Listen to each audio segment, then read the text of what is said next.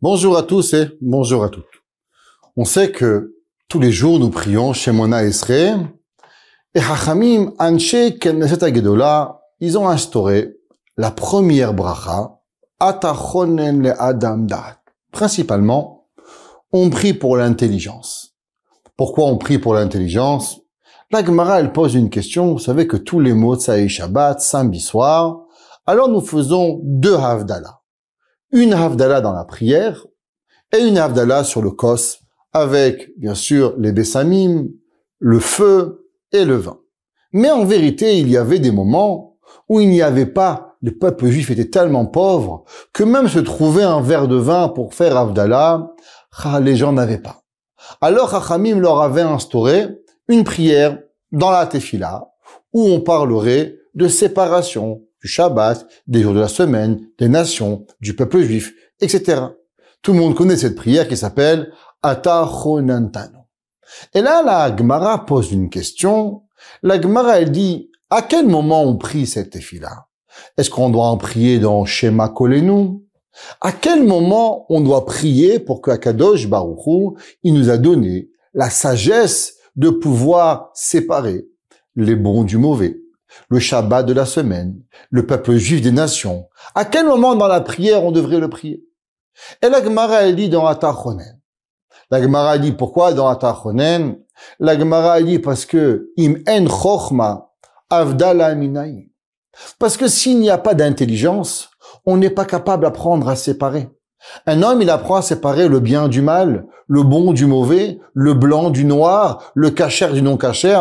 Tout ce que l'homme, il apprend à séparer dans sa vie, et c'est ce qu'on appelle en vérité la vie d'un homme, la séparation de tout, ne peut exister seulement et uniquement grâce à la chokhma. L'homme qui n'a pas de chokhma ne peut apprendre à séparer quoi que ce soit. Si vous voulez savoir quelle différence entre le bien et le mal, s'il n'y a pas d'intelligence, prenez un enfant. Un homme, il traverse la rue, il tourne à gauche, il tourne à droite, il regarde où aller, après il traverse. Un enfant qui n'a pas de notion du danger, il va traverser sans faire attention. C'est pour ça qu'on ne le laisse pas traverser, parce qu'il n'a pas la notion du bien et du mal, du danger ou du non-danger. Il ne peut pas y arriver. Le Talmud de Chafetz Chaim, Rav Elchanan Wasserman, il demande sur une question que tout le monde connaît, une halakha. Le jour de Havdalah, le soir de Havdalah, nous avons l'habitude de quoi? De remplir le verre de vin et de le faire déborder. Vous savez que c'est la seule fois qu'il y a, on pourrait dire, une obligation ou bien une coutume écrite dans la Torah de renverser le vin, de le faire déborder. C'est seulement dans Havdalah. Pourquoi? Nous dire Rav Elchanan Wasserman, pourquoi on ne le fait pas dans le kiddush? Pourquoi la halakha n'est pas rapportée dans le kiddush de vendredi soir? Pourquoi pas dans le kiddush de Shabbat matin? Pourquoi pas dans les Arba Kosot? Pourquoi seulement dans la Havdalah? Et Rav Elchanan Wasserman explique et il dit, à cause que qu'elle représente la Havdalah? La Havdalah représente la séparation. Se séparer de certaines choses, comme j'ai expliqué, du monde non juif, des coutumes extérieures, de tout ce qu'on veut un petit peu être séparé. Alors Havdalah représente cette action de séparation. Alors quand on parle de juifs, non juifs, de bien et de mal, de kasher et non kasher, de tout ce qui peut être séparé, alors c'est pas suffisant juste de faire à la limite. Il faut un petit peu déborder pour être sûr que nous n'avons pas de connexion avec le monde que nous ne voulons pas. Et dans cette fila, cette bracha, on parle principalement de trois principes. De chokhma, d'intelligence, de bina et de da'at. Que représentent Bina et Da'at? Chokhma, on sait, c'est emmagasiner de l'information. Ça veut dire qu'une personne, elle va à l'école, elle apprend le verbe être, le verbe avoir, le verbe marcher, le verbe courir, le verbe avancer, elle apprend les mathématiques, les multiplications, les divisions, elle apprend l'algèbre, elle avance, elle emmagasine de l'information qui va lui être ce qu'on appelle la chokhma. Apprendre à lire, apprendre à écrire, apprendre tout ce que vous avez besoin, la chokhma. Que représente la Bina? La bina représente la construction. Ça vient du mot bonnet, binia.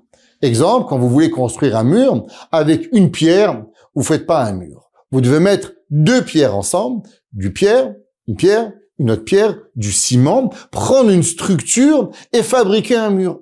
Vous voulez faire une maison, ça suffit pas des briques. Il vous faut une fenêtre, il vous faut des portes, il vous faut un toit, il vous faut plusieurs éléments pour pouvoir arriver à construire. Sinon, vous n'êtes pas capable. Un jour, on m'a dit que dans une voiture, il y a plus de 1,5 million de morceaux. Si on prendrait chaque boulon, chaque vis qu'il y a dans une voiture, il y aurait jusqu'à 500 000 boulons. Est-ce que c'est vrai ou pas? Je sais pas. Mais en tout cas, il y a des milliers de parties. Ce qui nous donne une voiture. Donc, on a expliqué ce que ça veut dire Chokhma, qu'est-ce que ça veut dire Bina. Qu'est-ce que ça veut dire Bina? Alors, vous apprenez une loi de Shabbat. Vous apprenez une loi de Yom Tov. Et ensemble, vous essayez de les mettre ensemble pour pouvoir construire quelque chose. On vous apprend les lois de Tefillin. On vous apprend les lois de Tzitzit. Et là, vous vous posez une question. Est-ce que je dois mettre le Tefillin avant, le Tzitzit après, le Tzitzit avant, et Tefillin après? C'est quoi la mitzvah? Pourquoi? Et vous essayez de faire des relations entre ce qu'on vous apprend pour pouvoir y arriver. Vous apprenez les soustractions, les additions. Vous pouvez commencer à comprendre peut-être les multiplications, pouvoir comprendre les pourcentages, pouvoir comprendre à calculer une circonférence, apprendre à avancer avec ce qu'on vous donne comme information. Vous allez utiliser votre savoir pour pouvoir développer un savoir supplémentaire, ce qui va s'appeler la bina. Donc en un mot, à l'école, on va vous apprendre l'information. Comme je dis toujours à l'école, on nous donne des clés et la vie nous donne des opportunités pour pouvoir utiliser les clés qu'on nous a données au bon moment. Chokhma Bina. Pourtant, il y a un troisième niveau qui s'appelle Da'at.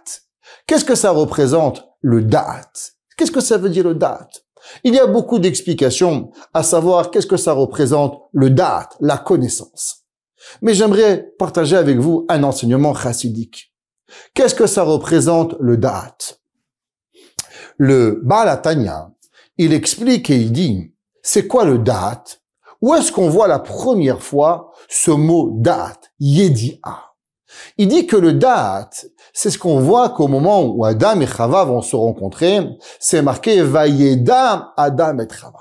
Adam, il a connu sa femme Chava. Qu'est-ce que ça veut dire qu'il a connu? Quand il marchait dans la rue, ils se sont dit bonjour, bonjour monsieur, bonjour madame, je m'appelle Adam, je m'appelle Chava. Vous comprenez bien que Adam et Chava n'avaient pas besoin de se connaître. Akadosh Baruch Hu avait pris une côte de Adam pour fabriquer Chava. C'est-à-dire quand Adam a ouvert les yeux, il a trouvé à côté de lui une femme jolie, maquillée, préparée. La Gemara nous dit qu'Akadosh Baruch Hu lui avait préparé avec 24 kishutim, avec 24 ornements pour pouvoir préparer et apporter Chava à Adam Arishon. Adam Arishon n'avait pas d'Yetzer Hara. Adam Arishon n'avait pas besoin d'être séduit. Adam Arishon était des anges, plus grands que des anges. Alors, qu'est-ce que ça veut dire, ce date, cette yédia de pouvoir y arriver? Nous dit le Tanya que la yédia représente la connexion. Qu'est-ce que ça veut dire, la connexion? La connexion, ça veut dire que souvent, il y a des gens, ils se marient, alors parce qu'ils ont les mêmes avantages. Ils ont les mêmes connaissances, ils ont les mêmes buts. Mais souvent, au bout de 10 ans, 5 ans, 20 ans, et des fois, même plus, ils arrivent et disent, Monsieur le rabbin, on s'aime plus. On voudrait divorcer. J'ai d'autres projets dans ma vie. Je voudrais passer à autre chose. Et là, on se pose la question, mais comment on a pu vivre pendant 20 ans, pendant 10 ans, 5 ans? Est-ce que j'ai été bête? Tu m'as trompé? T'es pas ce que je voulais? Il est pas ce que je voulais? Pourquoi on voudrait divorcer? Pourquoi on n'est plus capable d'être ensemble? La réponse, en vérité, c'est pas qu'on vous a trompé. C'est pas que vous avez trompé. En tout cas, j'espère, à moins que la personne en face a été odieuse. Mais souvent, c'est que j'ai eu ma vie. Elle a eu sa vie. Et vous savez qu'est-ce qui s'est passé? C'est qu'en vérité, on a peut-être construit quelque chose entre nous, des enfants, on a acheté une maison, on a acheté une voiture, on a fait des vacances ensemble. Mais est-ce qu'on a appris à se connaître?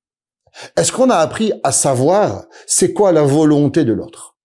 Qu'est-ce que l'autre, il a envie de moi? Qu'est-ce que moi, j'ai envie de l'autre? Comment nous deux ensemble, on apprend véritablement à devenir quelque chose qui est plus fort qu'une construction? C'est pas deux individus, c'est pas deux pierres, mais c'est que chacune d'entre elles, elle va prendre la place de l'autre. Ce qu'on appelle le da'at. Chaque Kadosh Baruch Hu, c'est pareil. Hachem peut vous apprendre la Torah, la mise de Tefillin, la mitzvah de Shabbat, la mitzvah de Kashrut, la mitzvah de Tzniut, la mitzvah de X, Y, Z, Shrita, Trefot, et ainsi de suite.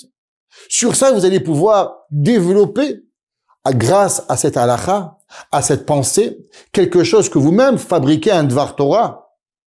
Mais vous savez qu'est-ce qui va vous manquer, souvent?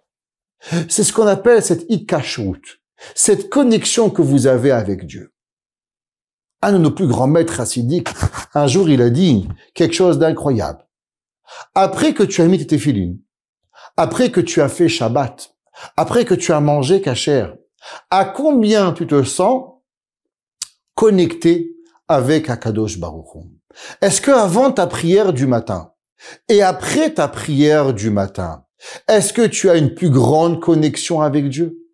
Est-ce que quand tu as mis tes téphilines, est-ce que quand tu as fait Shabbat, est-ce que quand tu as lu la paracha, est-ce que quand tu as fait un Dvar Torah, est-ce que quand tu as fait quelque chose, qu'est-ce qui arrive? Prenons un exemple. Un homme, il fait plaisir à son épouse. Une épouse fait plaisir à son mari, elle lui achète un beau cadeau, il lui achète un beau cadeau, il nettoie la maison, ils lui font une surprise, ils se font une surprise magnifique, qui a pris du temps, qui a pris des mois, qui était là et qui a été vraiment coûteuse pécuniairement, affectivement, de temps pour pouvoir y arriver.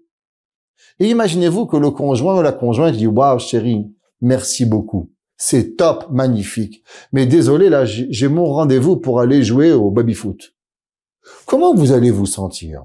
Ou que la madame a dit « Je suis désolé, mais j'ai ma copine qui m'attend dehors pour aller faire une petite marche. » Vous avez mis des heures, du temps, des efforts pour essayer de connecter avec l'autre. Qu'est-ce que vous avez voulu avec ce cadeau?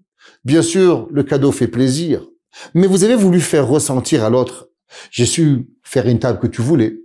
J'ai su te faire le plat que tu voulais. J'ai su m'habiller comme tu voulais. J'ai su aller acheter le cadeau dans le magasin que tu voulais. J'ai essayé de te rentrer et de donner avec toi une connexion profonde. » Si on vous dit « Désolé, j'ai le baby-foot ou une petite marche à faire », qu'est-ce qu'on vous a répondu?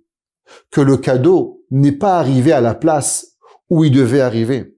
Vous vouliez toucher la profondeur de son âme, mais vous avez sûrement touché la coquille extérieure. Dans la Torah, c'est pareil. Il y a la chokhma, on sait. Il y a la bina, la compréhension. Mais il y a quelque chose qui doit être encore plus fort, qui doit être la connexion avec autrui. Akadosh Baruch Hu dit ata chonen la'adam dat umelamed le'enosh bina vechonenu meitecha chokhma bina vadat. L'ultime, c'est quoi? C'est d'avoir le dat Hashem, d'avoir la connaissance profonde d'Akadosh Baruch Hu. Ça veut dire que si un homme, il n'y aurait pas de mitzvah sur un sujet, il doit être capable de connaître Dieu et de savoir ce que Akadosh Baruch Hu il a besoin de moi. Il attend de moi sans même que j'ai une mitzvah pour pouvoir y arriver. Avraham Avinu connaissait tellement Dieu qu'il n'avait pas besoin de Shulchan Aruch pour savoir quoi faire. Yitzhak n'avait pas besoin d'avoir une Gemara pour savoir la volonté de Dieu. Parce que Akadosh Baruch Hu et Yitzhak étaient connectés pour pouvoir savoir qu'est-ce qu'on a à faire. Et c'est ça que la Torah nous demande. Quand on parle des mitzvot, tous les matins quand on commence à prier, alors on dit Hachem, merci de me donner l'intelligence. Merci de m'avoir donné la capacité de pouvoir construire. Mais après, on doit se poser une question à nous-mêmes.